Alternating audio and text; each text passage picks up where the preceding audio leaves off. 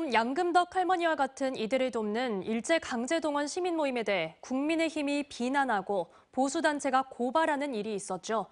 배상금 일부 기부 약정을 두고 김기현 대표는 시민운동을 가장한 비즈니스가 의심된다는 표현까지 쓰기도 했는데요. 4개월 동안 수사한 경찰이 지난 9월 범죄 혐의점이 없다며 수사하지 않고 사건을 종결하는 각하 결정을 내리면서 시민 모임에 손을 들어준 사실이 뒤늦게 알려졌습니다. 천홍희 기자가 취재했습니다. 지난 5월 국민의힘 최고위원회의. 이 자리에서 김기현 국민의힘 대표가 뜻밖의 발언을 내놓습니다. 양금덕 할머니를 돕는 일제강제동원 시민 모임이라는 단체가 피해자들을 상대로 돈벌이를 하고 있다는 겁니다. 명분은 피해자를 위한다고 하지만 속을 들여다보면 자신들의 배를 불리는 데 목적이 있었던 것이 아닌지 의심할 수밖에 없습니다. 시민운동을 가장한 비즈니스이고 근거는 강제동원 시민 모임 측이 지난 2012년 피해자 5명과 맺은 약정서였습니다.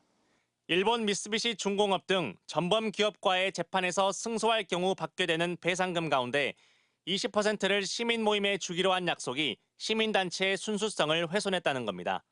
보수 언론과 국민의힘이 연일 시민 모임을 공격했고 급기야 보수단체는 변호사법 위반 혐의로 서울중앙지검에 고발했습니다.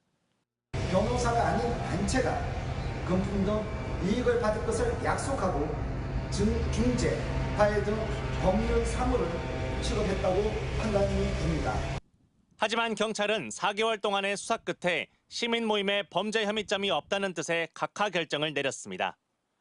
경찰은 시민 모임이 피해자들에게 변호사를 알선하지 않았고 배상금 기부 역시 강제동원 피해자들이 직접 제안한 사실을 확인해 이번 사건을 각하했습니다. 이 사건은 수사 종결권을 갖고 있는 경찰이 검찰에 넘겨서 수사할 필요가 없다라고 해서 불송치 결정을 한 것이고요. 불송치 결정 중에서도 혐의 없음 결정이나 죄가 안 됨이나 또 공소권 없음 결정이 아니라 사유가 너무 그 주장 자체로 명백하게 죄가 되기 어렵다고 보고 각하 결정을 한 것입니다.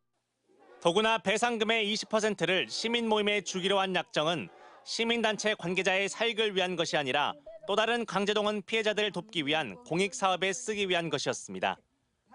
후원해오시고 힘을 보태오신 그분들의 선한 마음까지 매도당한 그런 것 때문에 정말 그때는 견디기 힘들 만큼 모멸감 같은 것들을 좀 느꼈습니다.